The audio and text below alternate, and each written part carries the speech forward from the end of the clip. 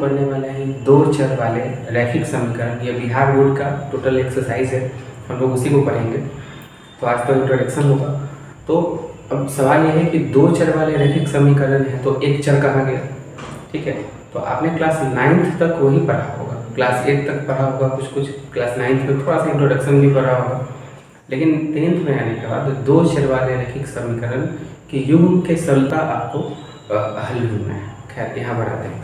तो दो चर वाले रैखिक समीकरण क्या होता है और एक चर क्या होता है। एक चर करने का मतलब होता है कि ऐसा समीकरण जो इस रूप में हो, उसे दो चर वाले रैखिक समीकरण का अर्थ ही है कि बराबर का साइन होना चाहिए। जैसे 2x + 4 = 0, तो इसमें आप 4 को बराबर के उधर ले जाते थे और इसका हल निकालना है, यानी x का वो मान जो यहाँ रखने पर मल्टीप्लाई करने पर ये 0 मिल जाए, वो इसका हल कहा जाता था। जैसे x की जगह पर अगर -2 रखा जाए तो गुना करने पर क्या होगा, 2 × -2 + 4, तो -4 + 4 = 0, ये 0 के बराबर आ गया, यानी ये इसका हल कहलाता था। आपने पिछले कक्षा में पढ़ा होगा।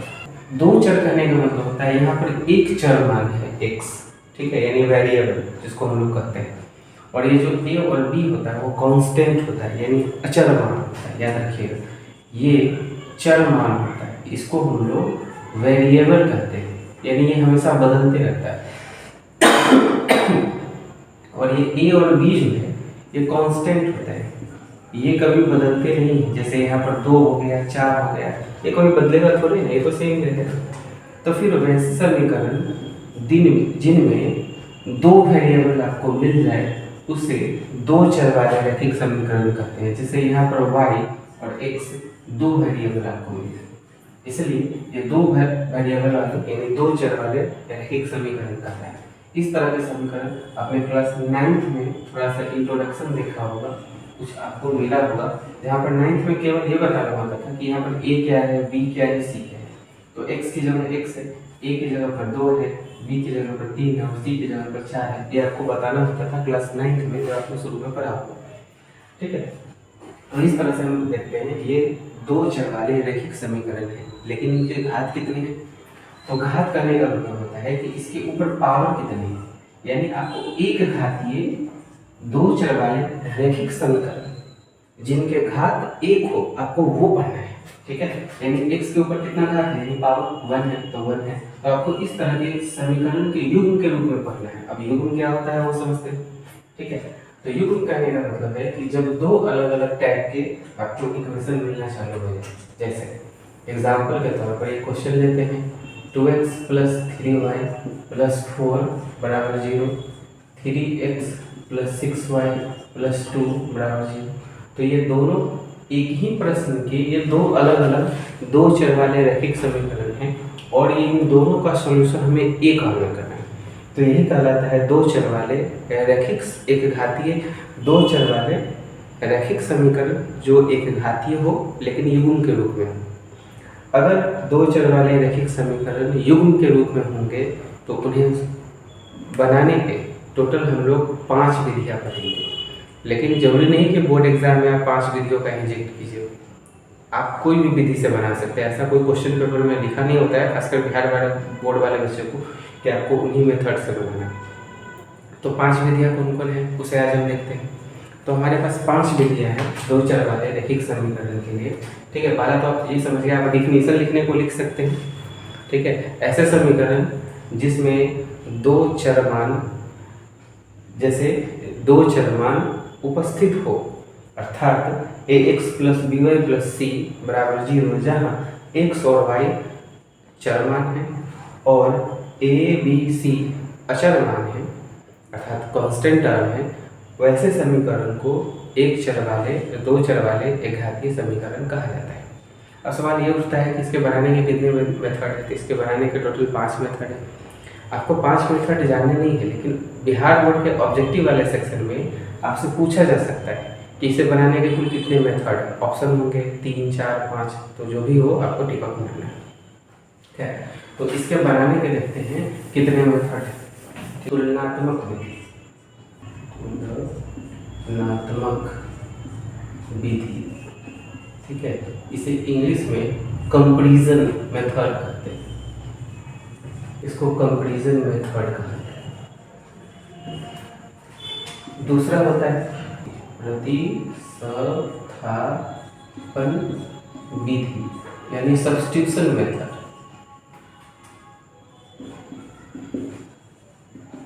सब्स्टिट्यूशन मेथड लुप्तीकरण विधि यानी एलिमिनेशन मेथड। चौथा गुणन विधि, ब्रज गुणन विधि। पांचवा क्रॉस मल्टीप्लिकेशन मेथड भी कहते हैं, CR cross multiplication, MULTI multiplication method भी कहते हैं। उसके बाद आता है अनुपात निर्णय, अनुपात निर्णय विधि या डिटर्मिनेशन, DETERMINETI। ठीक है, तो कुल भी आपको बिहार बोर्ड के अंदर में पढ़ना है। CBSE बोर्ड में 5 विधियों का जिक्र तो मिलता है, ठीक है, लेकिन बच्चे लोगों को पांचों विधि जरूरी नहीं कि आनी चाहिए। शुरुआती 2 विधि या 3 विधि उनको अगर आ जाए तो ये बहुत ज़्यादा है, लेकिन बिहार बोर्ड में आपको सारी विधि के बारे में पढ़ना है, क्योंकि इसमें कोई सिलेबस रिलेटेड नहीं है हम लोग का। ठीक है, बिहार बोर्ड में कोई सिलेबस। पहला विधि यानी तुलनात्मक विधि, कंपैरिजन मेथड्स पढ़ते हैं। इस पर एक सवाल हम बनाते हैं, 5 सवाल आपको दे देंगे, आप वो बनाकर कमेंट बॉक्स में या ठीक है आप हमको PDF के फॉर्मेट में हमारे मोबाइल में भेज सकते हैं। ठीक है, चलिए तो तुलनात्मक मेथड में क्या आता है, एग्जाम्पल देखते हैं, समझ में आता है। ठीक है बेटा, प्रश्न आया कि 2x + 3y = 90 और 3x + 4y = 26। ठीक है, हमें बनाना है तुलनात्मक विधि से, क्रॉस कंपैरिजन मेथड से बनाना है। तो जब इस तरह का सवाल आएगा तो सबसे पहले हम लोग एज्यूम करेंगे कि ये हमारा समीकरण इक्वेशन 1 है, ये इक्वेशन 2 है। अब आते हैं समीकरण यानी इक्वेशन 1 से समीकरण 1 से। ठीक है, आपको लिखना है तो ये उठा के लिखते हैं 2x + 3y = 90। अब इसको उधर भेजेंगे, आपको जिसको पसंद हो आप उसको उधर भेज सकते हो। ठीक है, आपको x पसंद हो x भेजो, y पसंद हो y भेजो, कोई जरूरी नहीं कि जैसे कि हमने y को उधर भेजा, 2x को इधर रखते हैं, उधर भेजा 19 - 3y, ये 2 कांस्टेंट आ रहा, तो इसको भी इधर भेजेंगे, तो ये मल्टीपल के रूप में है, तो इधर जाने के बाद ये डिवाइड हो जाएगा, डिवाइड के रूप में जाएगा, इसको समीकरण 3 मान लेंगे। ठीक है, याद रखिएगा जिसको आप इधर भेजें, जैसे x को यहाँ अकेले किए हैं तो इस वाले समीकरण में भी सेम टू सेम x को हमें अकेला करना है ताकि हम लोग कंपैरिजन कर सके दोनों का। अब यहाँ पर समीकरण 2 से, समीकरण 2 से ठीक है क्या होगा, ये 3x + 4y = 26, क्योंकि x को ही हमें अकेले छोड़ना है इसलिए इसको उधर ले जाएंगे। अब इधर ले जाएंगे तो x = 26 - 4y = 3, तो ये हमारा समीकरण कितना है, 4 है। अब आप दोनों को कंपेयर कीजिए बारी बारी कि समीकरण 3 और 4 में कंपेयर कीजिए, x और x दोनों के पास कांस्टेंट है, तो ये हमारा समीकरण 3 और 4 से ये LHS वाला जो टर्म है वो कैंसिल आउट हो जाएगा और बचेगा हमारा ये दोनों टर्म। ठीक है, दोनों को लिखेंगे और यहीं पर चर्चा करेंगे कि समीकरण 3 तथा 4 से। ठीक है, 4 से क्या होगा, ये टर्म दोनों कैंसिल आउट होगा, हमारे पास जो ये दोनों टर्म बचेगा उसी को कंपेयर कर देना है। तो लिखेंगे 19 - 3y/2 बराबर इधर से 26 - 4y/3। ठीक है, अब इसे नोट डाउन कीजिए, ऊपर का मिलाते हैं तब बनाते हैं फिर से। ठीक है, तो हटाते हैं इसे, एक काम है, अच्छा काम का तो था भी चलेगा, x ही का तो वैल्यू था, चलिए। तो अब ये दोनों को काम करते हैं, ये दोनों का एलसीएम लेंगे तो क्या हो जाएगा, इसको मिला सकते हैं, दोनों का एलसीएम लेंगे तो सॉरी क्रॉस गुना करते हैं, इसको इससे 19 × 57 57 -3 3 -9 -9 बराबर क्रॉस गुना 26 × 52 52, इसे 4 दूना 8 वाई, ठीक है। वाई वाले टर्म को एक तरफ, -9 ये माइनस में, इधर आने के बाद ये प्लस में हो जाएगा, ये वाई सब उधर जाएंगे, 52 -57 ये घटाएंगे तो माइनस वाई ये सब्सट्रैक्ट हो गया, फिर कितना आएगा -5 आएगा, माइनस और माइनस कैंसिल, तो वाई का जो मान है वो हमारे पास 5 है। अब y का मान समीकरण यहाँ पर जो 4 था या यहाँ पर 3 था, किसी में भी डाल सकते हैं, ठीक है। तो किसी में भी डाल लीजिए, समीकरण 3 से, समीकरण 3 क्या था हमारे पास याद होगा, 19 x बराबर 19 - 3y/2, तो y का जो मान आया था वो यहाँ पर चिपकाएंगे, 3 × 5/2, तो 19 - 15/2 कट किया जाएगा 4, कट किया जाएगा 2, तो इस तरह से x का मान हमारे पास कितना आया 2 और y का मान कितना आया 5।